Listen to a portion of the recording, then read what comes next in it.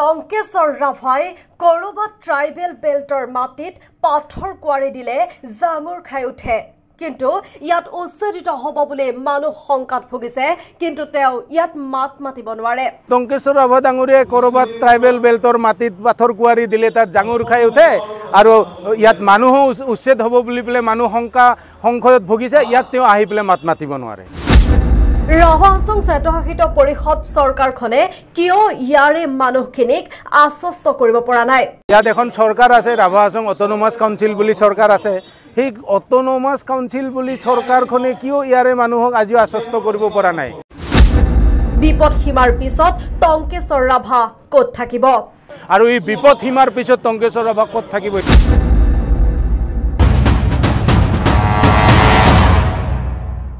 বৰ্তমানেও অব্যাহত বৰদুৱাৰ বাগানত স্যাটেলাইট টাউনশ্বিপক লৈ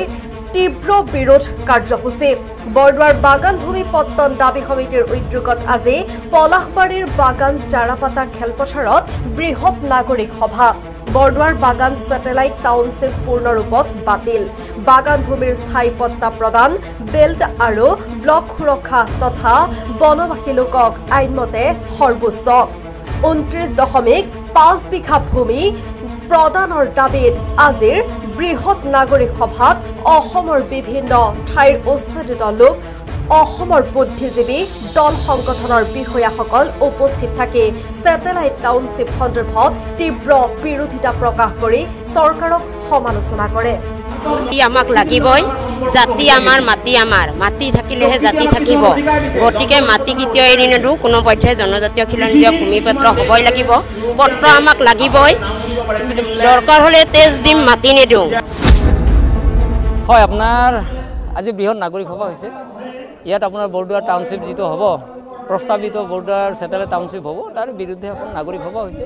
ইয়াত আপোনাৰ বিভিন্ন ঠাইৰ আহিছে কাৰ্বি আংলং আহিছে ডিমা হাছাও আহিছে কাজিৰঙাৰ পৰা আহিছে আপোনাৰ সেই পৰ্বতজোৱাৰ পৰা আহিছে অন্যান্য ঠাইৰ পৰা আহিছে আপোনাৰ আমাৰ উকিয়ামৰ পৰা আহিছে দৰাবিলৰ পৰা আহিছে উচ্ছেদিত ৰাইজসকল ইয়াত প্ৰতিবাদ কৰিব তেখেতৰ দুখখিনি মত বিনিময় কৰিব অহা সময়ত যাতে অসম চৰকাৰে কোনো জনবিৰোধী ব্যৱস্থা নলয় উচ্ছেদ নকৰে সেইটো আহ্বান দিয়াৰ বাবে আমাৰ এখন নাগৰিক সভা হৈছে সমিতিৰ নাগৰিক সভাত আহিছিলোঁ মানে ইয়াৰে খিলঞ্জীয়া মানুহৰ মানে এটা শংকা আহিছে এটা সংশয় আহিছে তেওঁলোকে উচ্ছেদিত হ'ব লাগিব নেকি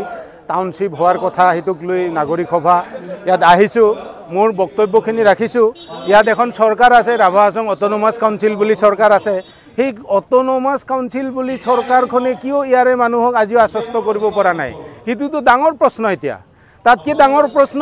টংকেশ্বৰ ৰাভা ডাঙৰীয়ে কৰবাত ট্ৰাইবেল বেল্টৰ মাটিত পাথৰ কুৱাৰি দিলে তাত জাঙুৰ খাই উঠে আৰু ইয়াত মানুহ উচ্ছেদ হ'ব বুলি পেলে মানুহ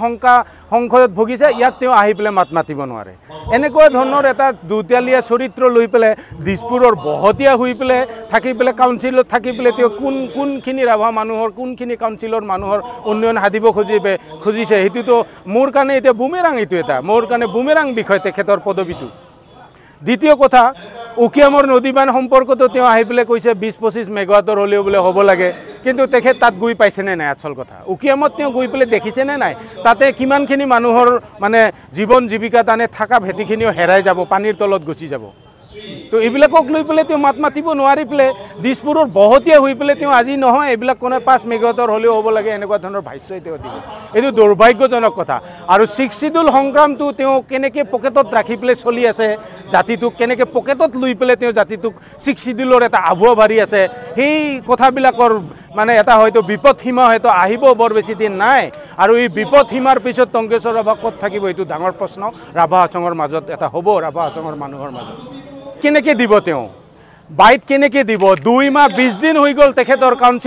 কাউন্সিলৰ নিৰ্বাচন ঘোষণা হোৱাৰ পিছত আজিলৈকে তেওঁ নিৰ্বাচিত পৰিষদৰ মানে কাৰ্যবাহী পৰিষদখন গঠন কৰিব পৰা নাই তাৰমানে মন্ত্ৰী পৰিষদ তেওঁ গঠন কৰিব পৰা নাই কিয় তেওঁতো নিজে জিকিছে এবছলিউট মেজৰিটি আছে তাৰপিছতো নোৱাৰাৰ কাৰণ কি ইয়াত পুৰা দিছপুৰৰ তলা লাগি আছে দিছপুৰৰ তলা ভাঙিবৰ কাৰণে তেখেতৰ হাতত আজি সামৰ্থ্য নাই আৰু ৰাভা জাতীয় সংগঠনখিনিও তেখেতৰ এই কথাখিনিক বুজি পোৱা নাই বা কোনোবাই যদি বুজিও পাইছে বুজি পালে নুবুজাৰ ভাও ধৰি পেলাই নিবকা চাবন হৈ পেলাই আজিৰ তাৰিখত আছে যাৰ কাৰণে এইটো পৰিৱেশ এইটো অৱস্থা